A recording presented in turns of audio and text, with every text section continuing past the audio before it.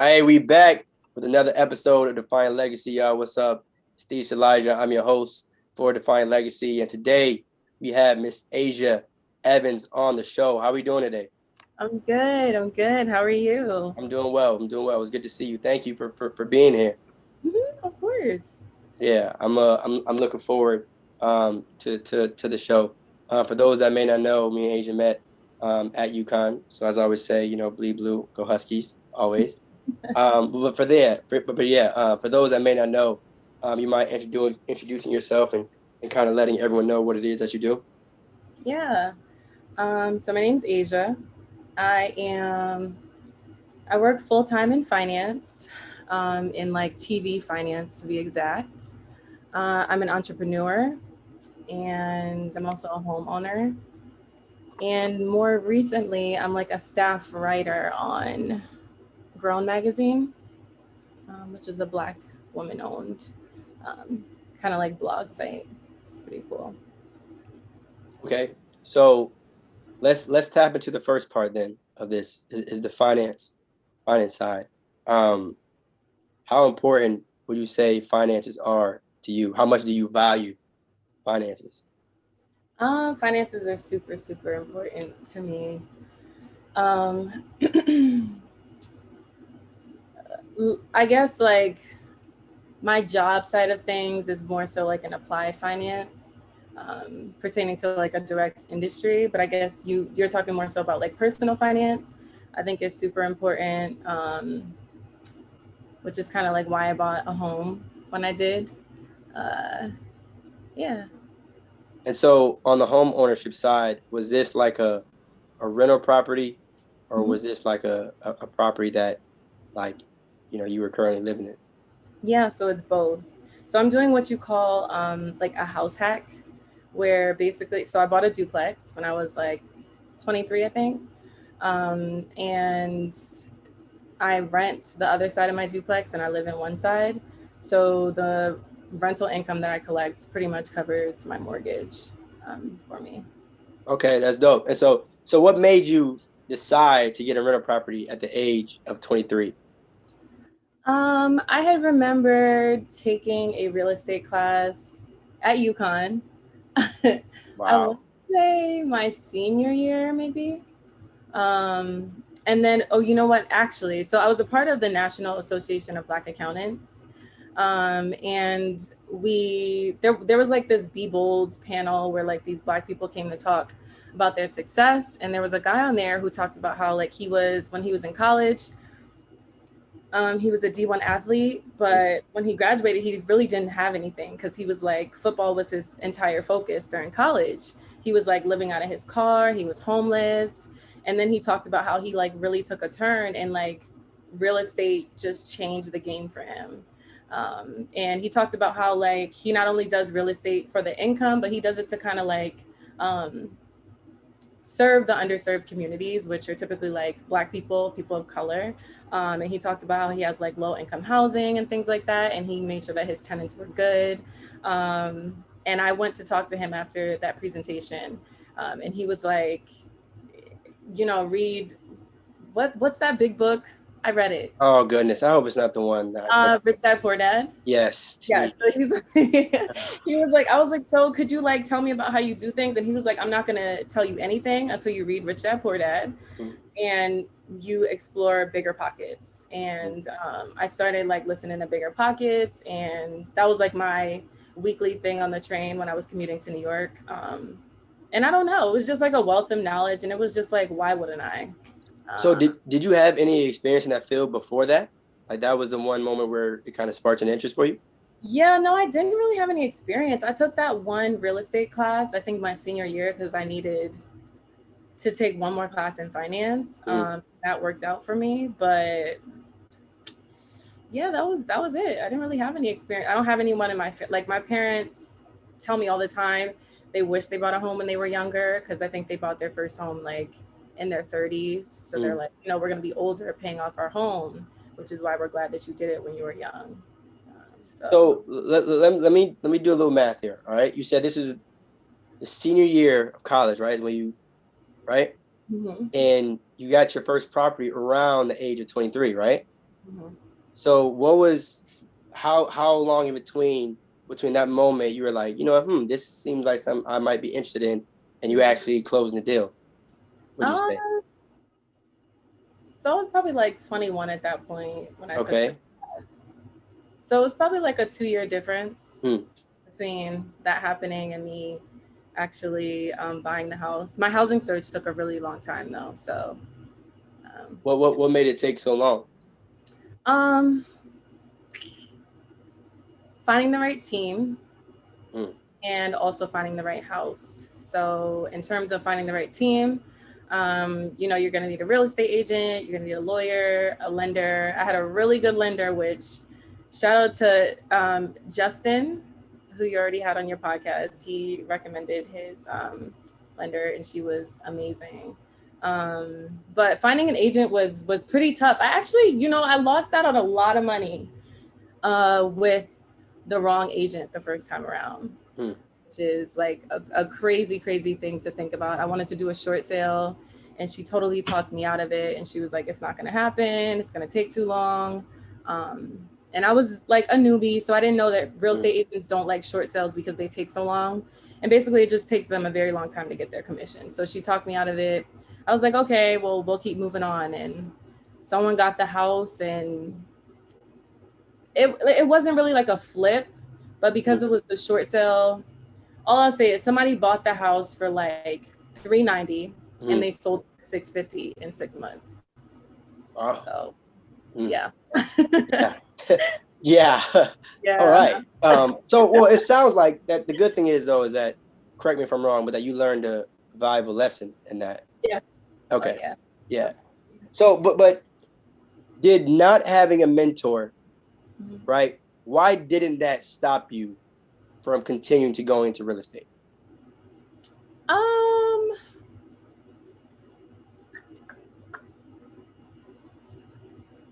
I don't know. I feel like And I asked that because I can Mhm. only like a lot of people suggest the idea of investing in real estate, which it sounds good and everything like that, but most people need someone who's like right next to them that's done it before, right? And Yeah. so when we talk about real estate, we talk about properties. That's something that if you mess up on, Mhm. you could probably lose a lot of money. But if you're saying in the early stages Mhm. of your investing journey that you didn't really have a mentor, I'm Mhm. just curious as to know what led you to kind of continue and push through to that. That's all. Yeah, I don't know. I kind of looked at the end goal. Mm. I knew that it was going to be worth it. I had just listened to like hundreds of podcasts and read so many books, and just like I knew it was going to work and I knew it was going to be worth it no matter like what it took. And I will say that once I met my lender, I was definitely a lot more comfortable about me being able to complete the process. Mm. Yeah, but So let me be honest with you though. The first time meeting a member of your team, if you will, however that conversation went, mhm, did you feel like, let me word this in the right way. mhm, Did you ever feel like, man, I hope I know exactly what my numbers are in mhm, terms of like what exactly I'm talking about? Because like I said, even though what I'm saying, you want to build your right team, as you know, as you said before, there are mhm. some shiesty people out there. Yeah. So were you ever hesitant on like, all right, let me make sure I don't say the wrong thing, Mhm, or make sure I know what this person is talking about. That way we can work together. mhm. Like, so you mean kind of like coming off as I like know what I'm talking about? Right, right, right. Yeah. Because I mean, you young, what I'm saying, you're young, 22, 23. People could have absolutely taken advantage of that. No, exactly. Yeah, I definitely felt that way sometimes, but in the humblest way possible. With the money that I was making at the age of 22, it was just kind of like everything spoke for itself. It was like you can do this. It wasn't. I don't know. I guess with the agents, I ran across that because she was like, "You're a young single female, and you're gonna get outbid by like sharks and real estate investors." So I did run into that, but I don't know, just kind of having the confidence that I had. I wasn't, like I said, I knew that it was going to get done regardless of who it had to get done with. Like either you're going to get this commission or somebody else is going to get it, but it's happening. That's very real. That's a real way to look at it. Um, and so when building your team, um, what were kind of your initial steps um, towards doing that? Was it just word of mouth? I know you said Justin kind of helped you out with one of them, but was it just like, all right, you did your research? Did you hear like them on a podcast, or how did you come about figuring out or finding the right people? Yeah. So the lender I was referred to, my lawyer I was actually also referred to by my mom because she had bought in a house at that point, purchased a house. The real estate agents, you kind of have to like interview them. Mm, And I had knowledge of that just kind of from doing my research and listening to podcasts. People talked about like setting up like real interviews with agents. I didn't do like the real, like, let's sit down, let me ask you questions about yourself. But I think kind of talking with, once I could weed out like the first one or two, um, it was just kind of like a vibe check from then on. yeah. We go to see a house together and I could tell if this was the agent for me. And I ended up finding a really, really good agent, which I always use now. And that's, what I feel like, is probably the good thing is, right? It's like once you find a good person in your team, you can kind of keep them around. It's not like you have to do the research over and over again. Um, but walk me through the idea of you finding the exact house. Like, what was it that made you, I guess, fall in love with it? And I'm gonna say that because at the end of the day, your name's on, the paperwork. It was your money. You got to put down all that. So, what made you say, what, this is the one? Yeah. So, I actually didn't even want this house at first. Wow. I saw it and I kept looking and I was like, no, I want at least the 3 family and I need something that's bigger. I want to just bring in more money than X amount a month. But I ended up coming back to it because I felt like it was a really good start. And I could see myself living here. So I have a 1 bedroom on both sides. And I don't have a basement, which is every time we went to go see a house, the basements would freak me out. It's just I know it's like, Asia, you're a homeowner, suck it up, but they would freak me out. So I like that it didn't have a basement, and it was also a really, really good price point. It was something that I knew that I would be comfortable paying if I lost my job, or if I had no one there to rent the unit. So it was just like a really good start for me. I think I got approved for, I got pre-approved probably for like 400,000. But I ended up buying something that was less than 200,000. So okay. And so the numbers for me. Talk to me about those two risks though, like investing in real estate, but God forbid, knock on wood, had you lost your job, and investing in real estate, and if your tenants didn't pay or you had struggle finding tenants. Yeah. Yeah. So I am, let's see. So those are very, very big risks. Especially when you just have like one property. So if you're like a bigger real estate investor, you have multiple properties, at least you kind of have like, okay, I'll probably be getting money from these properties if this one isn't paying or if something happens here. I was pretty secure in my 9 to 5 job. Like I knew nothing was really going to happen there. And if it did, I kind of had the experience under my belt to quickly get something else that would pay the bills. But yeah, I mean, that risk factor is big. I think that's why it was important for me to just be able to cover the mortgage by myself if I had to. And then also I will say that having Section 8 tenants is kind of like recession proof.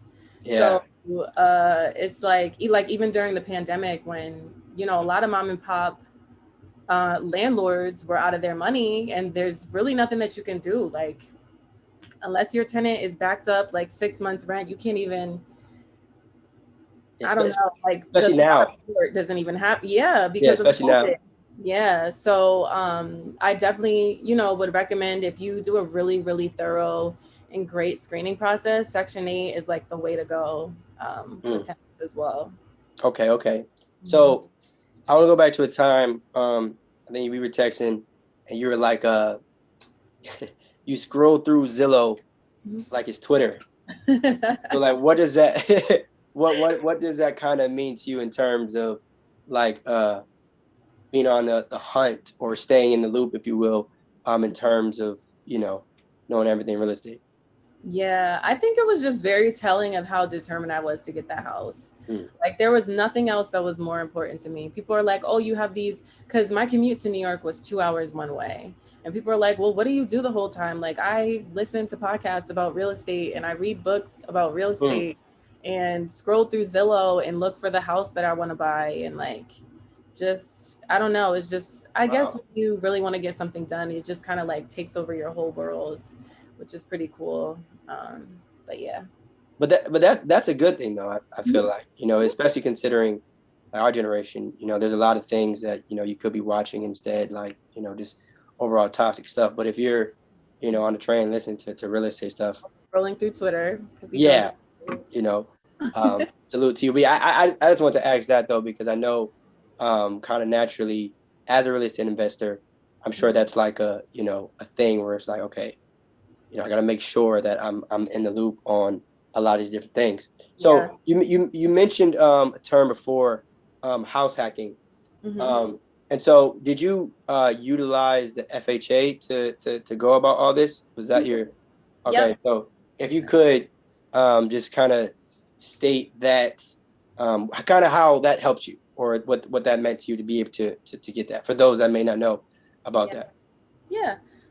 So the FHA is basically like a government backed mortgage where you're able to put down less than the conventional amount, which is 20% on a home Mm. for your mortgage. And it typically comes with PMI, which is private mortgage insurance, just to kind of, that's like insurance because you didn't put down 20% on your home. Mhm. So you can do as low as 3.5 for FHA. You can do 5% for FHA. It really kind of depends on what you work out with your lender and what you want to do. And the reason that I use the FHA loan, well, also you have to be, you don't have to be first time home buyer, but you have to live in the property that you get It's so funny, and I'm gonna send this part to Justin too, because he was talking about, like, maybe you might not have to technically live, and I was Yeah. like, amen, amen, amen. I'm not. Hey, don't get nobody in trouble on this podcast, bro. So, Yeah. was what they say you have to and what not, and have not to do whatever. Hmm. But yeah, I'm sorry. I just want to make sure people are kind of aware of what you have to do according to the law. Yeah. There's loopholes everywhere, but be Yeah. careful. Exactly. Yeah, definitely be careful because it's technically mortgage fraud, which you don't want to be in a jail cell like, yeah, I'm here for mortgage fraud. Yeah. So, yeah, but there are people who just don't live there and they're paying their bills, so the government doesn't really, like Justin kind of said, the government doesn't really have a problem with it. But I'm trying to remember where I left off. So, oh yeah, I chose the FHA loan because it just allowed me to put down less on a house. Like I didn't want to have to put down 20%. Like even if I was buying a $100,000 house, that would still be $20,000 just for the down payment. That doesn't include closing costs and everything else that came with it. So it was nice to be able to put down like a small chunk of change and be able to own an entire home for that. Yeah. And that 3.5% isn't Mhm. related or connected to the closing cost, right? The closing cost is a separate number. Yeah, Uh, exactly. yeah. But I mean, So, just to like put it in perspective for people out there, mhm, if a crib is 100,000, right?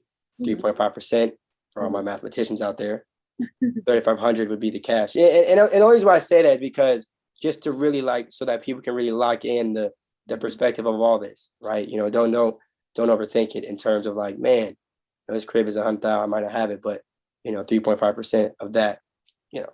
But I'm sorry, go ahead. Yeah, no, you're right. Especially when you put it like that, because you think like, how often have I had $3,500 Yeah, yeah. for a whole house? Mm, But yeah, when the closing costs come in, I personally recommend to save 10% of the cost of the house that you're looking for, just for closing costs and just other things that you may need. Like you're gonna need money for when you move, and even if you have to do like some small renovations and things like that. mm. So were you ever nervous about real estate and the whole and the deal as a whole? Because obviously, like I said, there's a lot of pros and the bright sides of real estate. But was there anything that made you possibly or maybe second guess it at all? Oh yeah, I was nervous the whole time. I was nervous even after I did it. Mm. Even now, I still get nervous. Right, but I'm sure it's a relief though, right? Yeah, no, it is a relief, but it's like there's so many things that you just have to learn along the way. Like I guess when I was like searching, and in my mind I wanted a 3 or 4 family house, but I was just like nervous to manage like 3 or 4 different families like on Mm. my own, and also just like people not taking me serious because I'm a young Black woman, which I still run into that issue today with contractors, with tenants. Um, so those were, yeah, definitely. So what made you decide to kind of do majority of this on your own? And the reason why I say it is because some people go the property manager route, and just say like, hey, you know what, I'm good on having to deal with all this. Just hire someone. So what was it? Just a personal decision, like you wanted to kind of just do it on your own? Um, yeah, well, okay, so at UConn actually, I worked for Cedar Ridge, the like townhomes, apartments, Cedar Ridge and Carriage House. So I had like a little bit of like the property managing experience under my belt. I wasn't completely foreign to it. And I knew that it was doable. I would watch our property manager and be like, okay, everything she's doing, I've done, can do. Mm. So that was a little comforting that I had that experience. And also just to kind of like save money and learn how to do things on my own. Like I want to see I like to know how to do things before I outsource, so that when I do outsource, I know if the person is doing their job correctly. True. But is there, and in saying that, I think there's a lot of power in knowledge, and education, just the idea of knowing certain things, right? Like knowing about, the FHA and just knowing how to kind of handle the home and stuff. But what would you say to someone who wanted to get involved in real estate, but wasn't like really a hands-on person?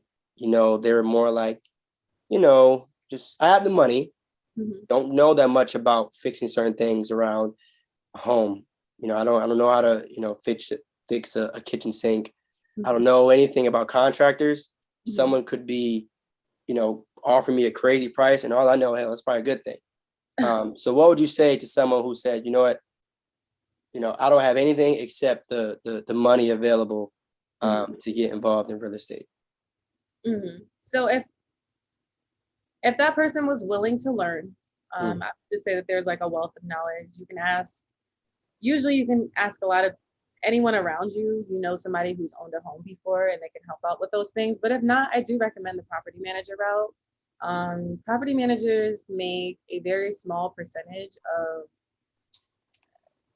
the revenue that you make on your home. So it could be as low as 5% and it could be as high as like 10%, depending on the property manager. So in the grand scheme of things, sometimes property managers are even better because they're really like skilled at what they do. So the money that you may,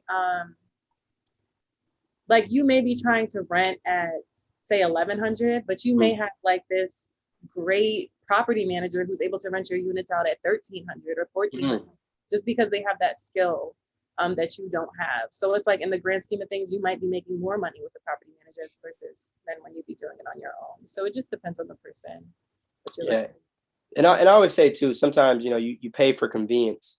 I know sometimes people want to kind of hold back, which again, I mean, it's all personal preference, but just thinking it from like maybe it's a good thing that, you have a property manager and everything like that.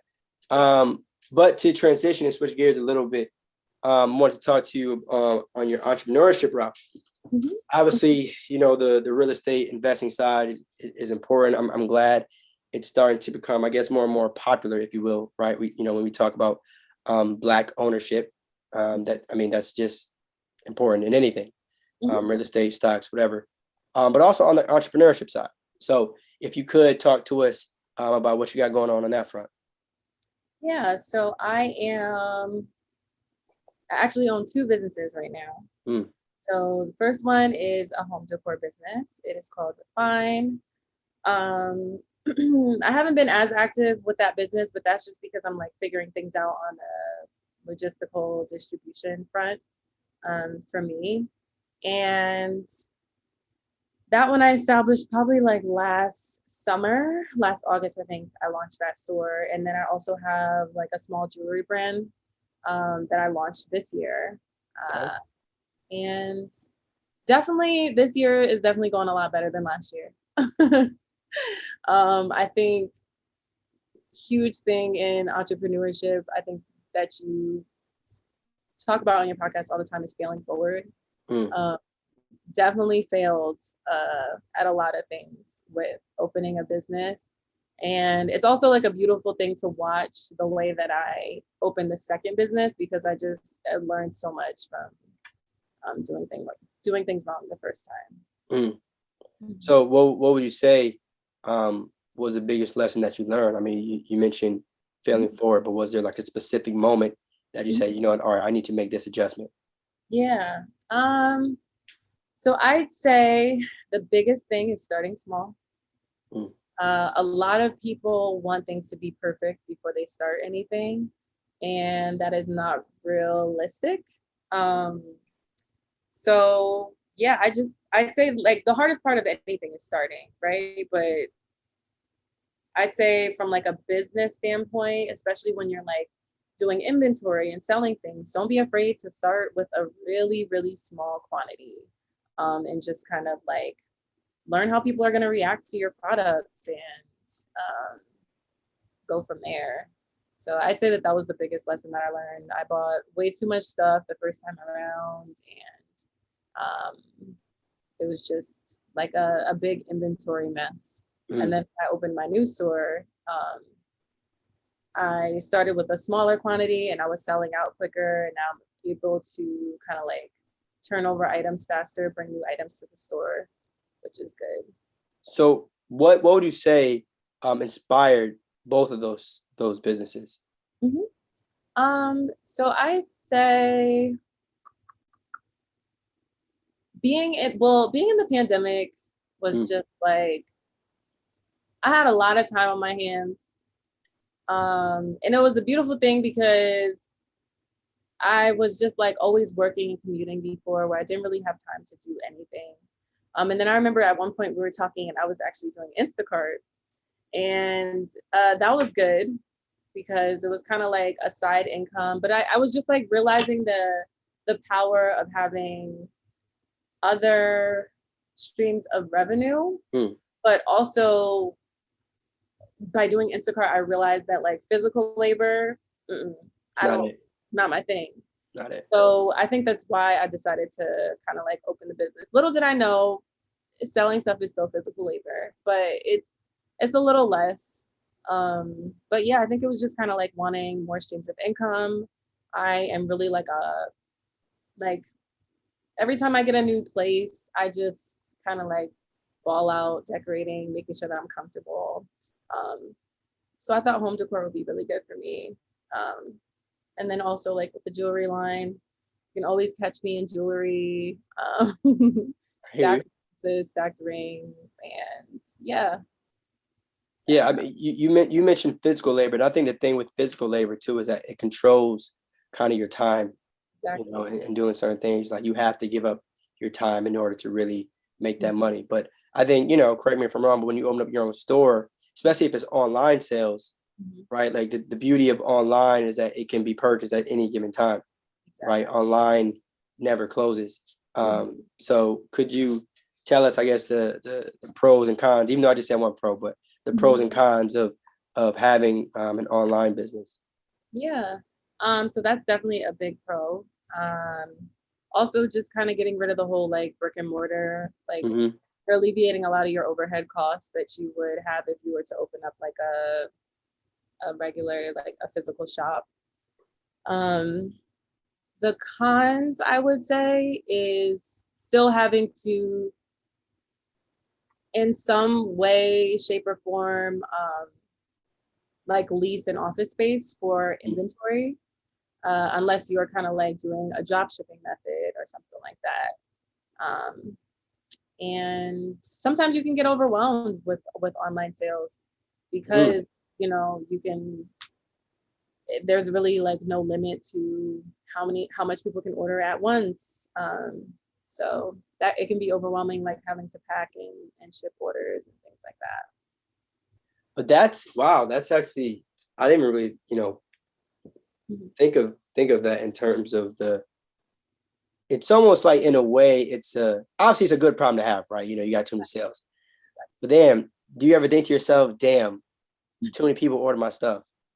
Is it like, damn, I'm making too much money? is that so what if I say, what's your initial reaction to that? Is it happiness, or is it like, it's usually happiness? Yep. Okay, you at first. Yeah. And then it leads into a damn. When you see the sales numbers, it's happiness, but when you see like order to fulfill listed out on then it's all like, oh boy, I got all night. Yeah. Well, I'm definitely not gonna feel bad for you because it's sales, but you handle your business. So when you get a sale, right? Is it done through like Shopify? And then like you have to kind of handle it yourself? I mean. Yeah, yep. So it's done through Shopify. And also I've used Etsy for my home decor store a little bit. And there's this marketplace that's only for Black owned businesses. It's called Miria. I use that as well. Say the name again if you don't mind. Miria. So it's Miiriya. Okay. I hope I'm pronouncing it right, but yeah. And that's just, it's a marketplace, but it's only Black owned businesses, which is pretty cool. And a lot of my sales come through there as well. So. Okay, then that's dope. Then I mean, when we talk about Black owned businesses, and like I said before, the idea of Black ownership, but what would you say to kind of connect all of those, right? The real estate, the 2 online businesses, the job. What's like, your overall goal? Like this. Why are you doing all of this? Because some people, the answer might be obvious. I just want to know if you had a certain, different outlook on any of it, or you just like being paid. I think that's part of it. No, I think just the importance of having multiple streams of income and just like owning something. Like I don't know if you follow Aisha Selden. She's like, she's just like, I love her in general, but like own some shit, basically. Like that's what she always says. And that's just important. A lot of things are really about like the long term with me. So although I'm like, oh, I'm making sales of my business, it's like, but I want to build this to be something. And the reason why I bought a property is because I want to own a place free and clear. And I have a 30-year mortgage, but hopefully we can make it 15 years with the rental income that's coming in.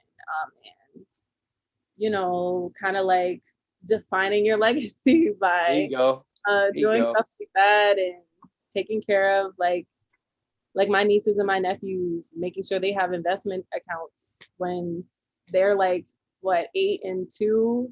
And those I already have like up and running for them. And it's just like all about the long-term investing and leaving a legacy.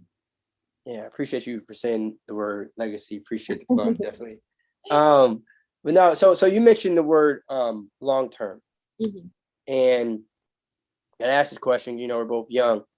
How do you feel about like short-term flips / people trying to get rich quick as opposed to long-term investing? And for the record, y'all out there, I don't have a problem with either or. Just wanted to ask your thoughts on that, because to me, I say that real estate investing, especially the ownership and rental property, I feel is more of a long-term game, right? Like when we talk about FHA, to my knowledge, it's not meant to flip tomorrow, right? But if you're young, and that's why I want to highlight your story too, if you're young, you get involved, the returns can be something special. Yeah, so I'd say that flipping is good. I think it's a really good way start and kind of keep your momentum. And I mean, I guess the cons of really like flipping and getting money quick with real estate is the taxes that come out. But there are like so many ways to like avoid that by investing the money that you make into another project, just things like that. But I do think that like flips and what is called the BRRRR strategy. I think that those are really good ways to start. Sometimes I wish that I had started with the BRRRR strategy so that I could have like kept the momentum versus kind of like taking my chunk of change, putting it in a house, and then kind of having to sit on it and build up my money for the next one. Versus if you did something like that, you would be able to pull equity out of a home and keep doing what you wanted to do. Well, you started. So Mhm. that, I mean, that I think to me that trumps all of it is the fact that, at least this, like I said, it's one of those things where I think it's a good problem to have. Mhm. It's like, and so even going back, and this is the last question before I ask my final wrap question is, when you decided to buy your rental property, right? Because I'm a big believer in that a large part of financial literacy is based off decision making, Mhm. right? So however much the down payment was, you have to say it on here, of course, well, however much it was, did you have a moment where you said, man, I could spend this going on a vacation, but I'm gonna spend this on a property instead? Because again, we talking real estate here. This isn't, you buying a t-shirt. So that's, did you ever have a time where it's like, man, I see what I got in my account. Let me go and, what I'm saying, spend it elsewhere as opposed to starting something, a legacy of your own.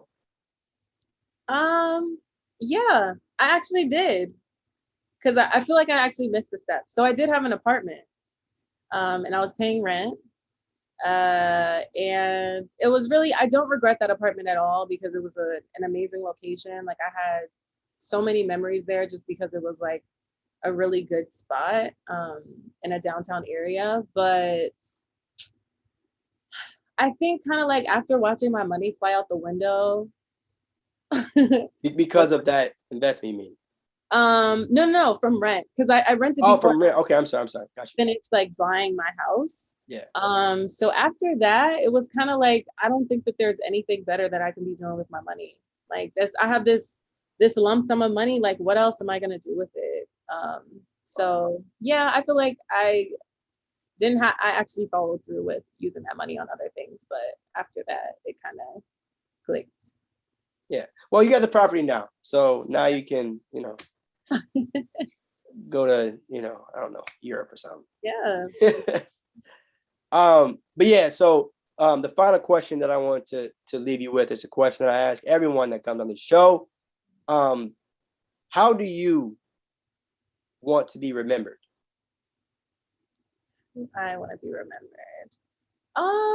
I just want to be remembered as like a light, right? Like I want to provide quality housing to my tenants. I want to provide quality products to my customers. I want to enhance the lives of the people around me, whether that be financially or just kind of like with my spirit, Mm. So I'd say, yeah, I just kind of want to remember being a light for people. Wow, I like that, as being a light for people. That made me get emotional. But yeah, but yeah. Well, I want to thank you, Adrian, for being on the show. I think you're definitely an inspiration for people that are definitely looking to get into real estate. And to shout out all my Black queens in the real estate game. And I mean that. It's definitely important for all of us, in terms of Black ownership. It has to continue to be a thing and a dialogue and a conversation amongst all of us. And I always tell people, just get started, wherever that is, wherever you're at in life in terms of education, money wise, just getting started, failing forward, as you mentioned too, failing forward. So if you wouldn't mind as well, if you could just drop your socials in terms of your business, your personal, whatever you would like to, promo, plug, all that in for you. Yeah. So my Instagram is probably the best place to go. So my Instagram is asya.ev, and Asia is spelled ASYA .ev. And if you go there in my bio, I have a link tree with all the links to my businesses. I even have a link to my articles on Grown. So you can go check that out.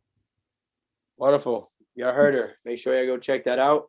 Appreciate you again. You have any final words? No, I'm just honored to be on your podcast. Thank you for having me. Absolutely. I told you it was only a matter of time. Like I said, I think this was a conversation. Very, very important. Very, very, very important one. Yeah. But yeah, thank you. Again, y'all, that wraps up this episode of Defiant Legacy. You already know what time it is. Appreciate you, Asia, for being here. All right. And just like that, y'all, we gone. Peace.